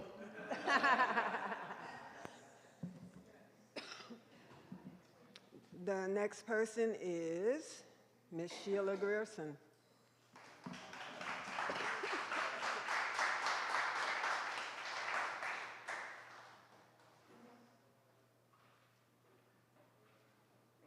And last but not least is Miss Etonia Davis Lopez.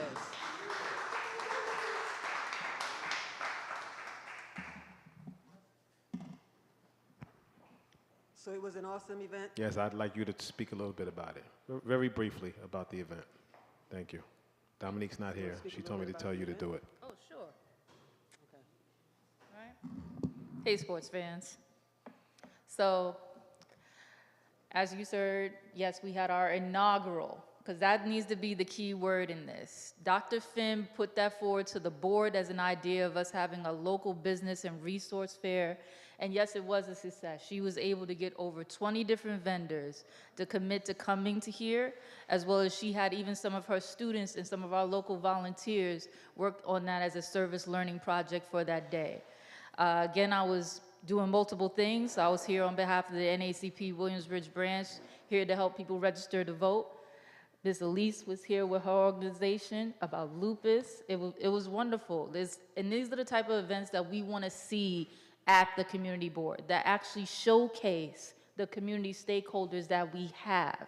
Because this place can act like a hub of the resource fair, was to get the community in here so they could actually see what we do here and get more involved. So I hope that for next year, well, I can't walk away from this without giving a special shout out to Dr. Finn, because yes, she led that all the way. All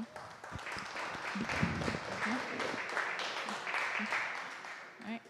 Now, with that said, one person didn't vote on bringing that event into action. We all did. Now, I understand we all have obligations and we all have other things going on outside of here, but for next year, I want to see more of you get involved. Even if it's not necessarily something that you typically do it anyway, because that's a way that we build a community amongst ourselves, because we don't get enough time with one another outside of the time we spend at these meetings. But seriously, it was great. And for everybody that was able to come through, it was wonderful to see y'all there, and I hope to see y'all there next year. Okay. I have one thing to say. I just want to say, you can't thank some and don't thank the other community partners that came out to support the event also. So you can't be selective and pick who you want to pick. You have to pick everyone who was there who participated. Right, well, like I said, it was over 20 people, and the groups that I just acknowledged was the group I was here to represent, because I am a community board member, as well as your first vice chair, as well as Ms. Elise, who is a community board member and also a runner of an organization. So that's the reason of why.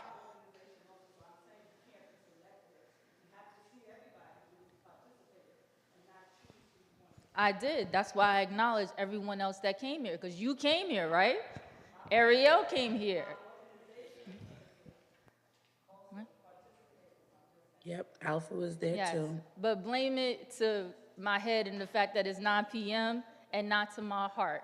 I acknowledge the fact that, yes, the Bridgefield Civic League, who's been here for over 50-something years, I hope that we got another 50 years coming from y'all. Karen? Yeah.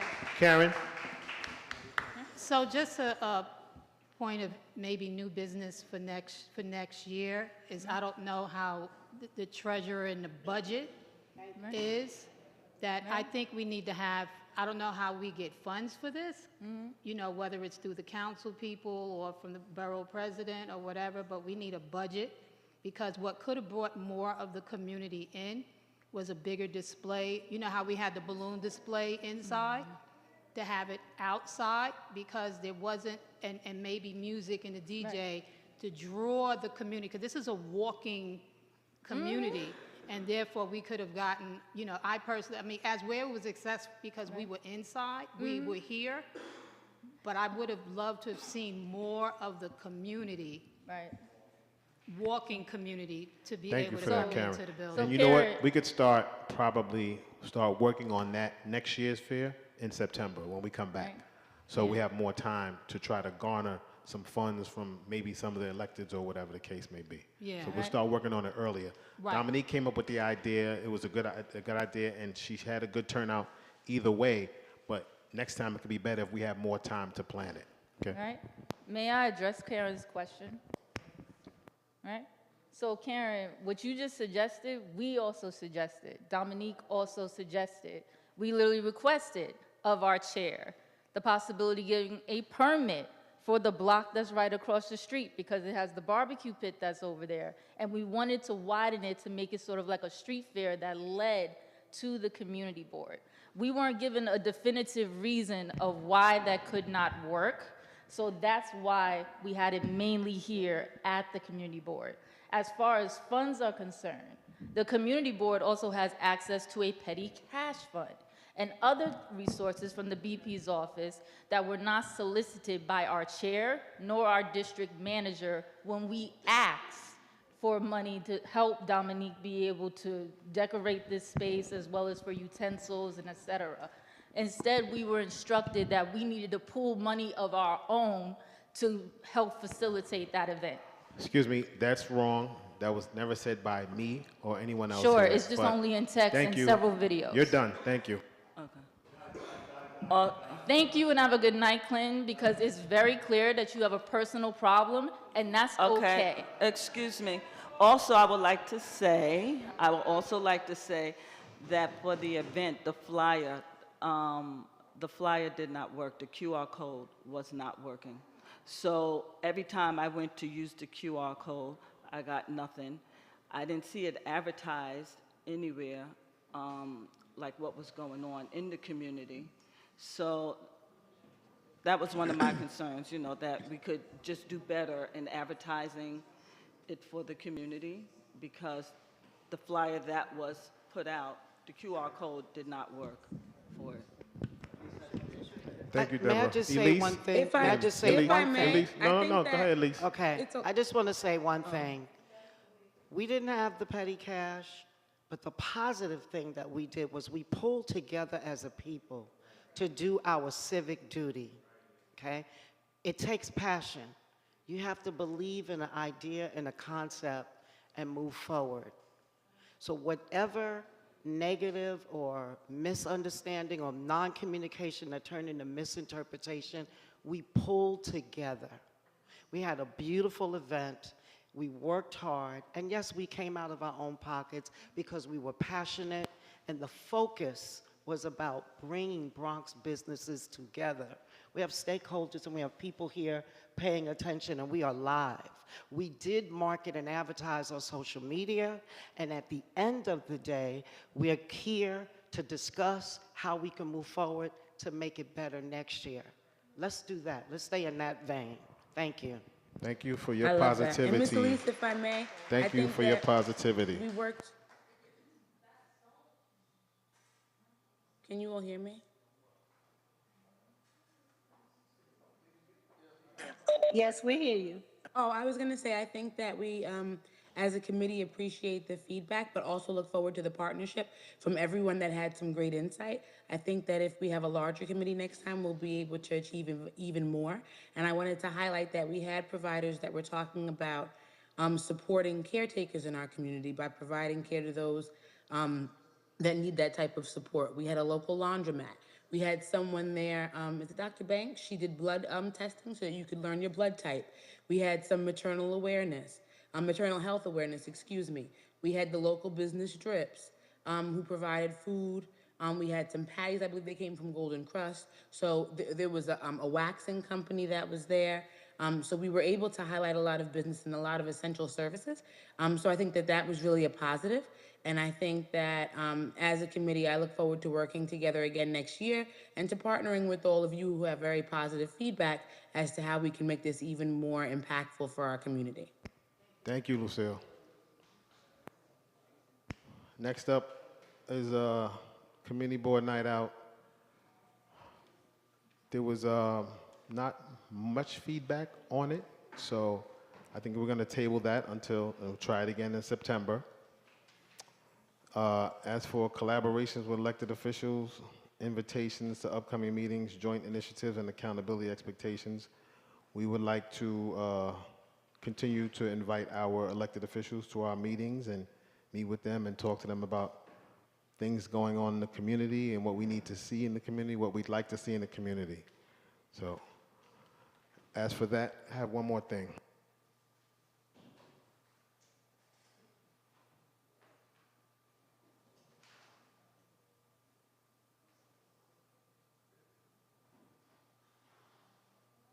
Okay, so from the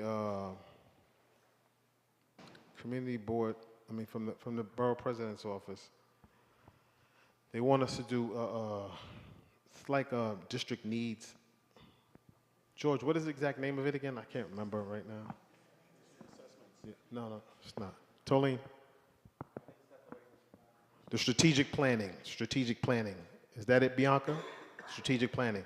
So they want a report from us on a strategic plan for the district.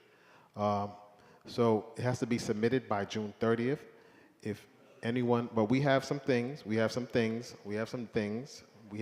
sewer development, additional sewer development, development of our current parks, sanitation enforcement, White Plains Road enforcement, and the current development or overdevelopment of White Plains Road. Those are some of the things that we came up with so far. If anyone else has anything else that they would like to submit. Mr. Chair, I just would like to mention, and I've had some conversations with a few individuals in this room, there's a lighting situation in our community that's problematic. Some of it is due to the trees that the Bloomberg administration created, but this is of a significant magnitude, and I just want that to be taken into consideration as far as strategic planning. Okay. I've added that. You just told me. I've added it to the list. Thank you. Anyone else have anything? Yeah. Okay. Go ahead. My question was the White Plains Road enforcement. Sorry, if you could elaborate what that means about the White Plains Road enforcement. Is that police or is that something else? I was thinking police, sanitation, parking enforcement. Yeah, all of that. That's good. You have anything else? I definitely agree with sanitation because when we had the person that came in here and we were asking questions about that because we have an issue with sanitation and definitely parking. Just individually, I think we already have enough officers on White Plains Road, but I do think that we definitely will benefit a lot with parking and sanitation. Enforcement. Okay. That word is just, I know, you don't like that word. I know, but Ariel, she doesn't like that word. She doesn't like to say it. So one of the other things that we had talked about was the community health profiles, to make sure that our community health profiles was updated. I know that we secured a bill that from our community board that we really roused up for Congressman Torres's office is in the House right now, but for our community specifically, because we know that we don't know when that will pass, that's something that I really think we all are looking forward to moving forward with, is the health assessment. Yeah, the community health. Yeah, I'd just like to, when Stanley Simon was borough president, it goes back a few years, he put away $2 million to rehabilitate the Woodlawn Library on Katona Avenue. Whatever happened to that money has vanished, and all these other libraries are getting rehabilitated, and that still stands there in a small location which they were supposed to double. I want to know what happened to the money, and when are they going to do the library?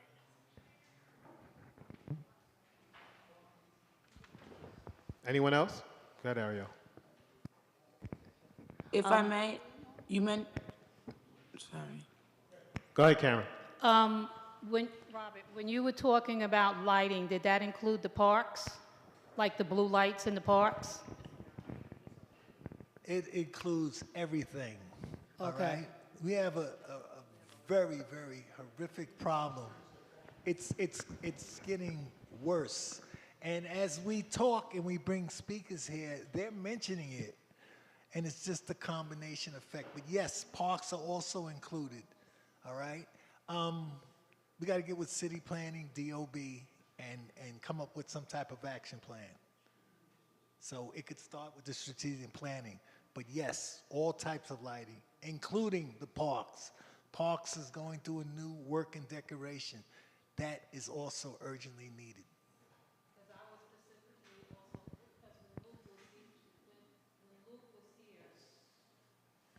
Yeah. when Luke was here and he was talking about the lighting, not just lighting, but those blue lights for I emergencies. mentioned that to Luke when we talked about the Woodlawn Park that they're going to build, and Yeah. you're absolutely correct. All right. Yeah, that's it. You're speaking of the blue emergency lights, right? If I may, in addition to the lighting that Mr. Hall mentioned as a result of the trees also cause sidewalk damage, and in terms of the pruning, it's often not sufficient, which contributes to homeowners, property owners having issues as a result of that. So I think that the trees and sidewalks also should be noted because they're a hazard to those that are passing and a hardship to property owners that are impacted when they're not properly maintained by the city. Thank you, Lucille. I Can believe I- that I believe that's what they were saying, that they put a bill in and we were waiting for it, that Kevin Riley office basically did. So I think we're Right, still with regard in to the the process. property damage. But I don't know if that mentions the sidewalk. Yeah, it does because It it's does? the Okay. trees. Yeah, so the That's sidewalk. what he said, yes. I'm not sure, but can we add the sound, the speed, those cars making all that noise all night long, all morning long, starting about 2 o'clock in the morning, doing wheelies down the block, scaring all my little kids on their way to school. It starts like about 12:30, 2 o'clock in the morning. So they said they were going to put a sound camera. All right. Can we add, Mike, these big trucks coming down regular streets? I mean, tractor trailers. I mean, when they hit those bumps, people's homes are shaking, you know, and it's a lot of noise. And I know they can't, they have to be on certain streets. They're coming down one-way streets, you know, and very fast.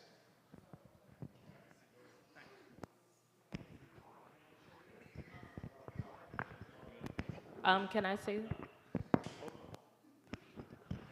So regarding the trucks as well, I brought that up. I live on Barnes and 242nd, and the trucks constantly come down my block. They have no idea that they shouldn't be coming up Barnes from 241st. Several cars in the neighborhood get hit on multiple occasions, our cars being one of them, the people that live in my household.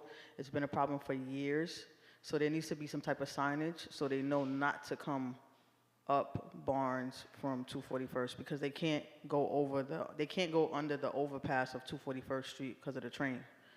So please, can we address that? Because it's a huge problem in my part of the neighborhood. By the way, there's such a thing called truck routes. All right, which is listed, and most of them are on New York State highways. And we have quite a few in the neighborhood.